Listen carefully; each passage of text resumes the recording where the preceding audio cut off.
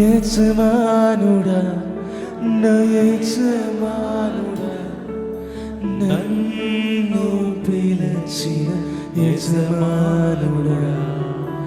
యజమానుడా నా యజమానుడా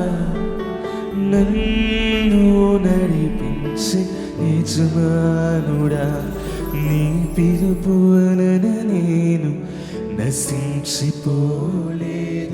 నీ ప్రేమ ఎన్నడు నన్ను విడువలేదు నీ కృప కాచుట వలన